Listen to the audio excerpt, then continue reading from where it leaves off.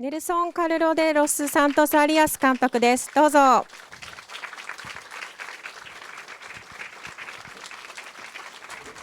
本日はラテンビート映画祭プログラミングディレクターのアルベルト・カレロ・ルゴさんにも来ていただいておりますので、聞き手を務めていただきます。通訳の鈴木さんです。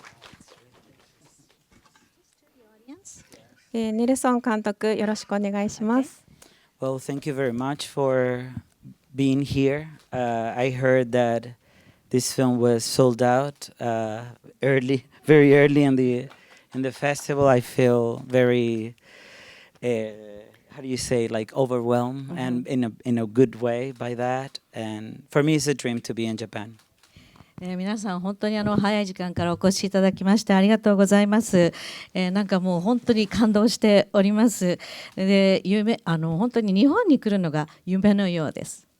Okay, thank you. アルベルトさんからも一言。Hello, I am Alberto Calero from Latin Beat Film Festival. Thank you for coming to the 21st edition of Latin Beat in Tokyo International Film Festival.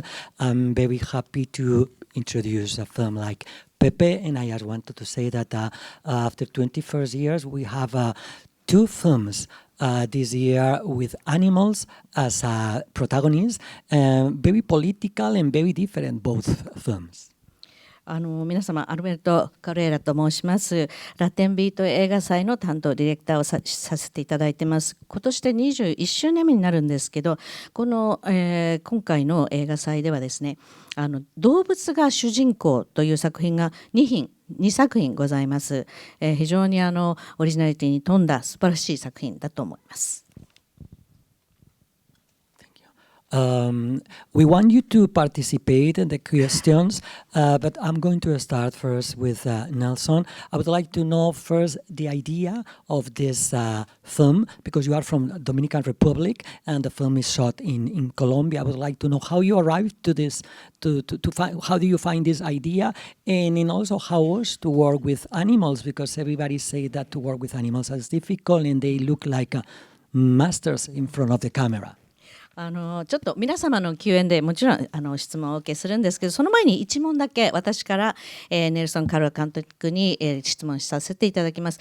あなたはドミニカ共和国出身で、この映画はですねコロンビアで撮影していらっしゃいますね。で、どこからこのアイデアが生まれたんでしょうか。そしてまた動物たちがもう本当にあなたに協力していて、まるで俳優みたいに演技してるんですけど、それはどうやって可能になったのか。Okay. Well, the first question in regards how this idea come up, I was traveling in Colombia after making a film called Cocote, and I was like, traveling around Colombia and actually visiting friends, and one of those friends, Camilo Restrepo. Restrepo, yeah, it's okay, Camilo. Okay. Camilo, he's an incredible artist and sculptor. I was like staying at his place, and he had this this model that it was a hippo that he made, like looking at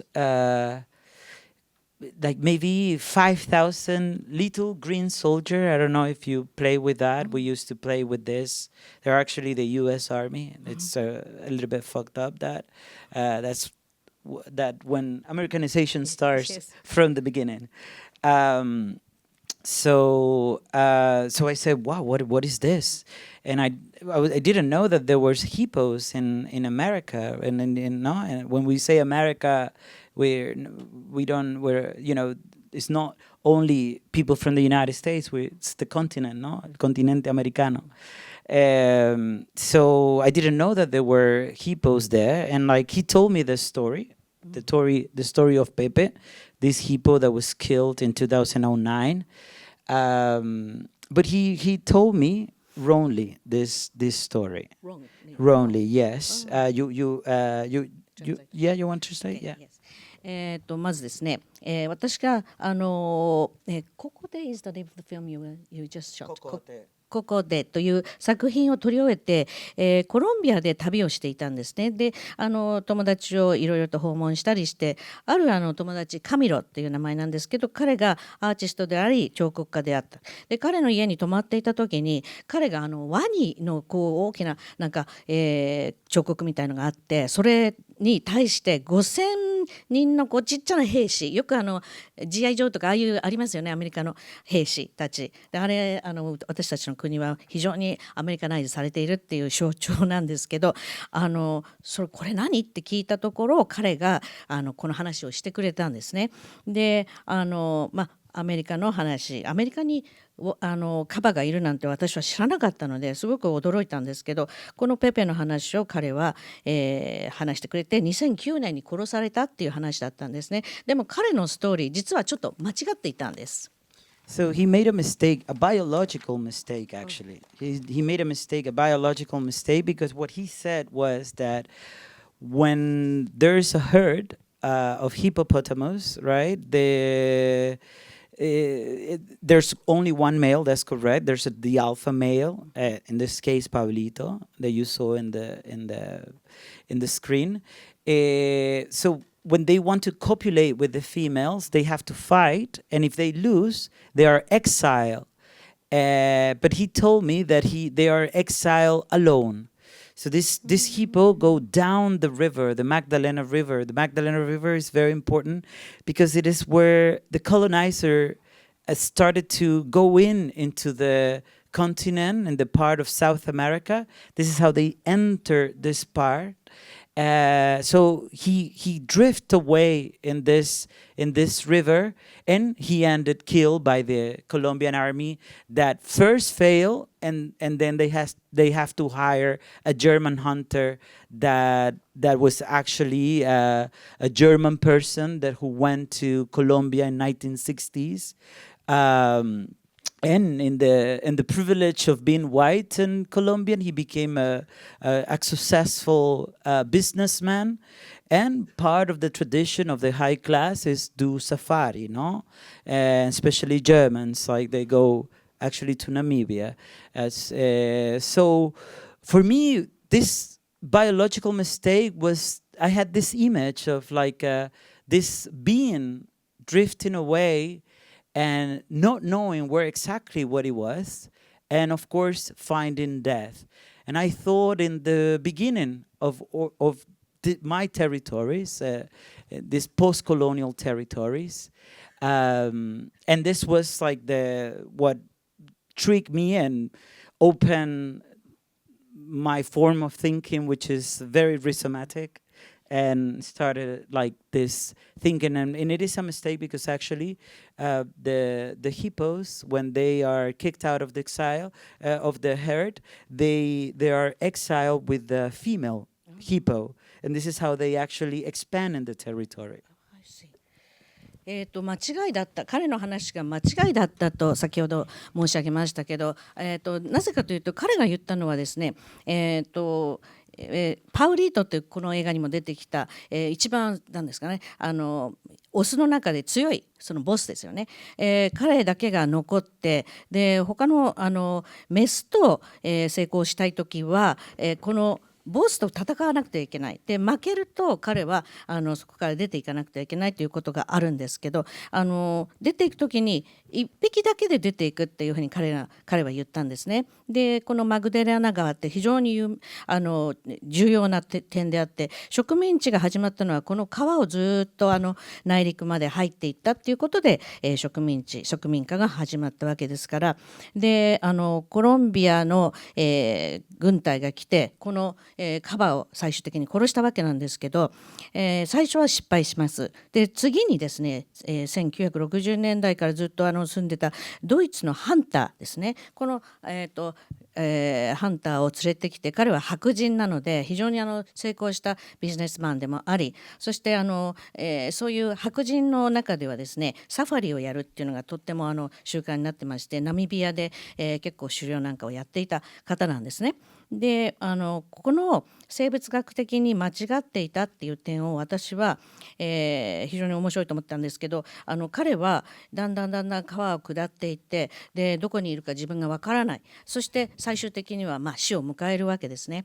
でこの、植民化がの後、私はいろいろどういうことがあったんだろうでいろいろ調べたところですね、こうやって群れから離れていった、このカバというのは自分一匹だけではなくて必ずメスと一緒に流れていくというか離れていく。でそこでまたどんどん家族を増やしていくっていうね、そういうようなことが実際にはあったということが分かったんです。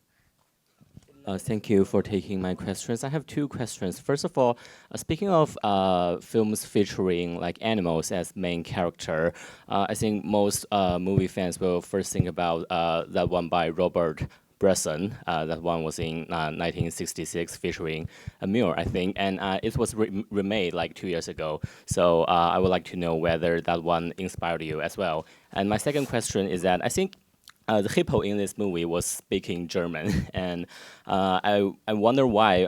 Perhaps that's because you want to make it sound more philosophical, and just want to know what's the intention behind it. Thank you.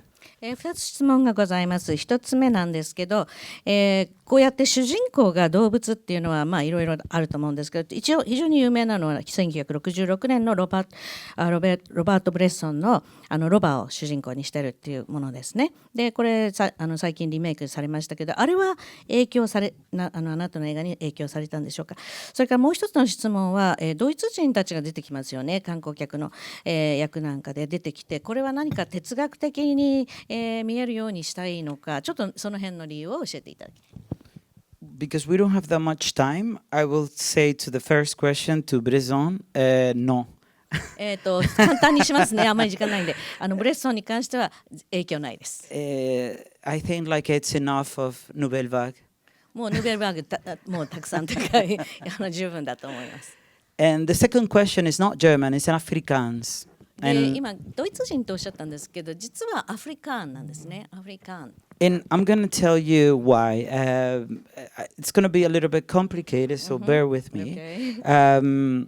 So, I've been working since my early work with orality. Orality. You know, there's a distinction between the written language and orality, no? The speaking words. Speaking words. No? 今までずっと仕事してきて、言葉っていうのをね非常に大切にしてきたわけですね。筆記でなくて口頭と言いますかね、口頭。I come from the Caribbean, no? And as many people in the world, especially non-Western, they're going to become more oral, like our history are going to remain in our orality. で私カリブ出身なんですけどね、歴史っていうものを口頭で伝承していくっていうだんだんそういうことが増えてくると思うんです。We are a mix, of course. We're Western and non-Western. Or in the word of Glizan, we are the colonizer and the colonized at the same time. So I believe that orality is not only content to describe the territory, but it creates the territory. で我々西洋の人もそうでない人もいろいろと植民された側と殺した側っていうのがいると思うんですけどね、口頭で伝承していくっていうことで地域のものであり、そしてその地域を作るものでもあると思うんです。So the character of Pepe, I wanted to get involved in the languages that intervene this historical fact, no? And what are the languages, no? La lengua, no? The languages that are involved in this historical fact. でペペというものの中で、歴史を形成づけてきたのには4つの言語が関わっていると思うんですね。非常にそれが大事だと思うんです。This is like the métissage also as a philosophical but also an aesthetic that it's going to be involved in my work. So Pepe speaks Mbukushu. Mbukushu is the language that predominant the Okavango River when the film starts, right? In Namibia, in that time, Southwest Africa. でまずですね、私の、哲学的なそして美意識っていうものがこういうような言語的なことに関わっているので、一番最初に出てくるペペ、の言葉っていうのはエンボクシュっていう言葉で、これは南西アフリカナミビアの川が出てきましたね。あそこの言葉です。The Afrikaans, because it's the language of the oppressor of the different tribes that all today constitute the territory of Namibia. The Afrikaans is the language of the white Africans in South Africa that created the apartheid, and also that's why Namibia was the territory that became Southwest Africa. And let me give you a little bit of history in that. で次ですね、アフリカンというのは、支配された植民地化された、白人のアフリカン、これは南アフリカですね、スードアフリカで、そしてアパルトハイトがそこから生まれましたが、ナミビアというのは、南西アフリカになるんです。So this territory, what today we know as Namibia, was the first colony of Germany, and actually German made the first genocide of the 20th century to the Herero people and the Mana people. The Hereros and Mana. このナミビアという地域がですね、ドイツの植民地になったんですけど、実は20世紀一番最初のジェノサイドというのはこのドイツ軍によって行われて、エレロ族とマナ族に対してだったんです。In the First World War, Germany loses, and this territory becomes to the English, to the British, right? And in the Second World War, Britain started to give away colonies, but not necessarily not to the people of this territory. In this case, they gave it to the white people of South Africa, maybe, or perhaps, the worst people that the different tribes in Namibia could have been under the control. So that's how is the Afrikaans in this territory. 第一次世界大戦の後ですね、ドイツは負けました。そして、この植民地はイギリスのものになったんですね。で、第二次世界大戦の後ですね、イギリスはこの土地をだんだん人々、部族にあげたりするんです。でもその地域の人たちにあげたというよりも南アフリカの白人に渡したんです。これ最悪のパターンという、ケースになったんです。And of course, Spanish, because they moved to Colombia, so he speaks Spanish with a Colombian accent, from the Caribbean Colombian accent. And why I didn't use the German? So in that logic, Pepe should have spoke German, but I decided not to because there are certain things, especially in this line that Pepe says that there is another that brings the possibility of us, and there is another that ripped all possibility of being us. So this impossibility it was the German, as that this territory begins with as a German colony, and then Pepe, after the decades and the decades, it's a fable, of course. It's not after decades, even a century, it is killed again by a German hunter. So this colonial circularity also brings that impossibility. そして、スペイン語ですね。コロンビアではスペイン語を使っております。カリビアンの訛りがある。ですからドイツ語ではないということで、ペペは本来だったらドイツ語を話すべきなのかもしれませんが、映画の中でペペのセリフで、私たちに可能性をもたらしてくれるものもある。しかし私たちの可能性をすべて、奪ってしまうものがあるというようなセリフがあるんですけど、この地域ですね、ドイツの植民地として始まった。そしてペペというものはこれ伝承というかおとぎ話的に伝わっているのは何十年も何百年もかかってまた、ドイツのハンターに殺されるっていうことでこの植民地というものがだんだんこう巡り回っているというそういうような、お話になってます。Circularity is da da da. Like this. Yes. 回るというか巡る。Okay. I like that. No. ありがとうございます。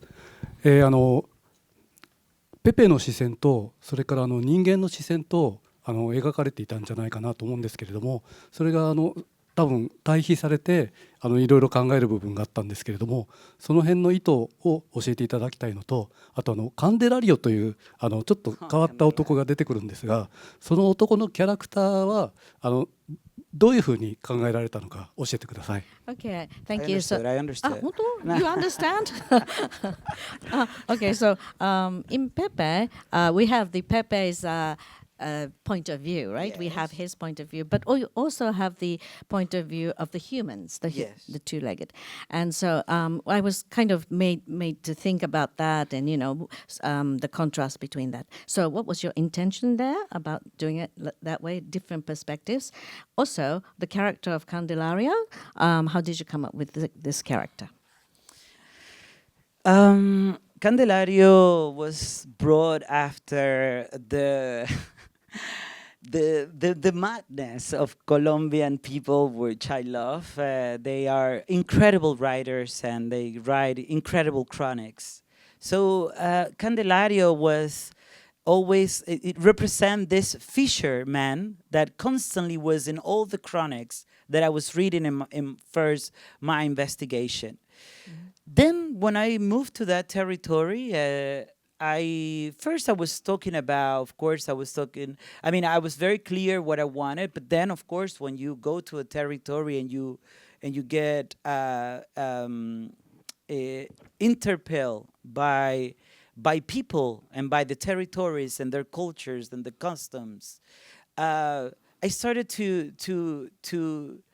find a biological start resonating, like this biological and this construction of masculinity, and like and how history, of course, has been like driven by this macho perspective of the world. Right now, of course, we see the world is like so always still men in power deciding what who has the but it's like that, who has the bigger dick, in the sense of like symbolic and metaphorical at the same time. It is real. So certainly I started to, one of the dimensions of this film, it was also to investigate masculinity. So in that sense I started to resonate with that. And of course I always, since I'm a kid and I'm making film, as a kid, I always have problem with authority. So when you go to film school, there is this law that you cannot break. And which is very Western way of understanding the world, this idea of the point of view, and that you don't break the point of view ever, right? The point of view, it's something like, it's almost a sacrilege to do that.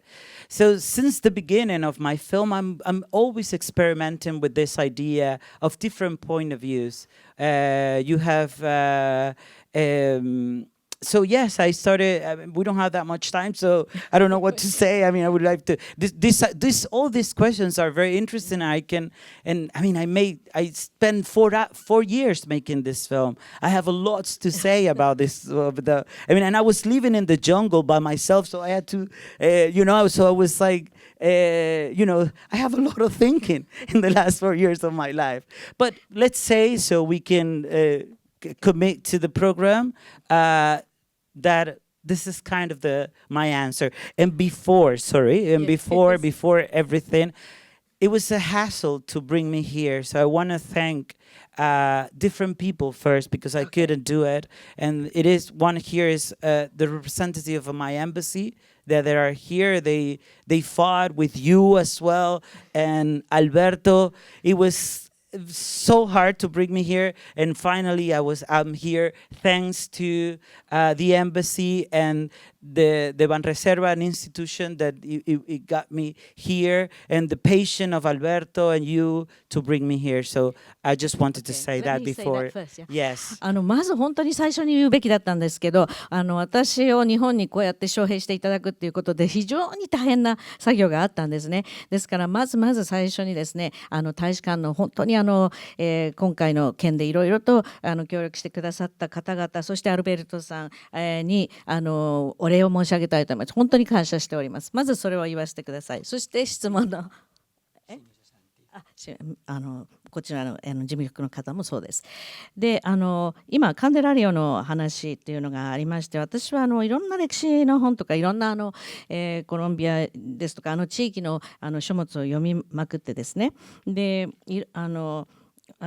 やはり私が何を望んでいるかっていうのははっきりはしていたんですけど、やっぱり現地に行くとその人々に会って文化とか、習慣にも出会うとですね、やはり、私は、いろんな影響を受けまして、ですごく男らしい社会っていうか男性を何ですかね誇示するというそういう社会なんで、例えば今失礼ですけどどっちが大きいとかそういうようなことを男同士言い合うっていうそういう部分がいまだに残っていると。でやはりですねすごく男性がいまだに世界中見てもやはり権力を握っている人は男性の方が多いというね、そういうことがありまして、私のこの映画の一つのテーマはその、男性男らしさっていうものを研究するということもありました。そして私は映画学校に行くんですけど、やはりこういう視点を持つべきだ、視点は変えないべきだっていうことも言われたんですね。ただ私はそれはいろんなことをやっていいんじゃないかと、いろいろ実験的な映画も研究しておりまして、そしてこの映画実は私4年かけて撮っているんですね。ですからもう言いたいことがもう山ほどありまして、ジャングルで一人で暮らしていましたし、その中で一人でいるんでものすごい考え事をしたわけで、ですからもう時間が本当に足りないぐらいもういろいろ喋りたいことがあります。And I love Rashomon. ラショーモンが大好きです、映画として。Thank you. あり Thank が you とう very ござい much. ます。